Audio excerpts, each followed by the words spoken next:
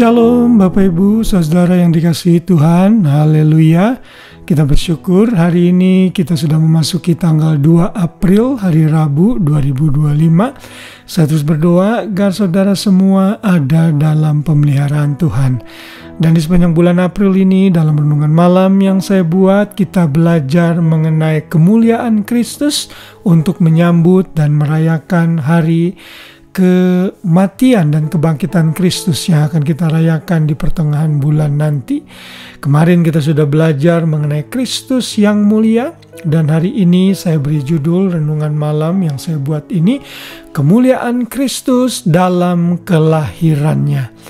Saudara, ayat hafalan yang kita akan baca adalah dari Lukas 2 ayat 14. Saya berharap Bapak Ibu bisa menghafalkan ayat-ayat yang saya berikan, lalu dari ayat itu saya kembangkan sehingga kita bisa mengerti. Karena satu acuan yang harus kita mengerti dalam belajar firman Tuhan adalah kita harus tahu konteks dari sebuah ayat ditulis. Dengan penjelasan renungan malam yang saya berikan ini, kita tidak hanya menghafal ayat emas tanpa mengerti apa sebenarnya ayat itu ditujukan untuk siapa dan juga konteksnya bagaimana. Karena itulah maka renungan malam ini saya buat seperti ini. Lukas 2 ayat 14 berkata, kemuliaan bagi Allah di tempat yang maha tinggi dan damai sejahtera di bumi di antara manusia yang berkenan kepadanya.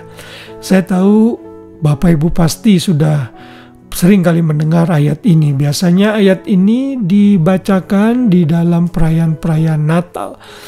Tetapi saudara, saya mau mengambil satu penjelasan dari ayat ini yang menggambarkan kemuliaan Kristus dalam kelahirannya. Kita sudah tahu bahwa Tuhan Allah yang mulia itu, Dia rela merendahkan dirinya dan menambahkan kemanusiaan dalam keilahiannya. Jadi pada saat Ia menjadi manusia, unsur kealahannya, keilahiannya, kemuliaannya tidak hilang. Namun unsur ketuhanannya justru ketambahan dengan unsur manusia atau ditambahi dengan unsur manusia. Nah, Kristus pada saat Ia lahir sebagai manusia, Alkitab menyatakan penuh dengan kemuliaan. Pada saat malaikat-malaikat menyampaikan pesan kepada para gembala, di dalam ayat 9 di sana dikatakan tiba-tiba berdirilah seorang malaikat Tuhan di dekat mereka dan kemuliaan Tuhan bersinar meliputi mereka semua dan mereka sangat ketakutan. Berita kelahiran Yesus disampaikan kepada para gembala dengan satu situasi yang penuh kemuliaan. Kristus dalam kelahirannya penuh kemuliaan. Walaupun Ia lahir di kandang yang hina, tetapi Dia tetap Tuhan yang penuh dengan kemuliaan. Kalau kita membaca di dalam ayat yang ke-13 sebelum ayat hafalan yang tadi saya sudah baca, ayat 14, ayat ini berkata, dan tiba-tiba tampaklah bersama-sama dengan malaikat itu sejumlah besar tentara sorga memuji Allah, katanya, kemuliaan bagi Allah di tempat yang maha tinggi dan damai sejahtera di bumi di antara manusia yang berkenan kepadanya. Saudara, berita kelahiran Yesus diberikan oleh malaikat yang dipenuhi oleh kemuliaan Allah sambil memuji Allah. Di sana dikatakan malaikat ini tidak hanya satu orang, tetapi sejumlah besar tentara sorga. Saya tidak bisa bayangkan bagaimana gembala-gembala ini pasti takjub melihat kemuliaan Kristus yang diberitakan dalam kelahirannya, yang digambarkan dengan datangnya bala tentara sorga yang memuji Allah. Malaikat-malaikat memuji Allah, memuji Tuhan karena Yesus sebentar lagi akan lahir dalam kemuliaan. Wow, saudara, luar biasa. Inilah Tuhan Yesus yang kita miliki.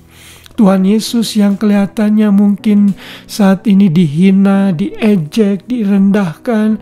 Mereka semua tidak mengerti bahwa Kristus dalam kelahirannya saja sudah penuh dengan kemuliaan. Apalagi nanti dalam kedatangannya yang kedua kali. Saudara dan saya sebagai orang percaya punya kewajiban untuk mengerti akan keberadaan Kristus ini. Karena itu belajar Kristologi adalah hal yang penting. Karena itulah sepanjang bulan ini kita belajar mengenai kemuliaan Kristus.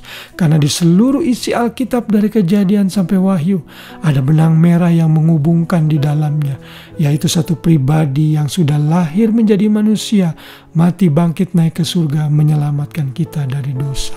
Ia penuh kemuliaannya dan kemuliaan Kristus terlihat pertama kali dalam kelahirannya. Haleluya. Kiranya renungan malam ini memberikan kita pengertian dan semakin mengagungkan Kristus Sang Raja yang mulia. Tuhan memberkati kita semua. Selamat malam dan selamat beristirahat. Shalom.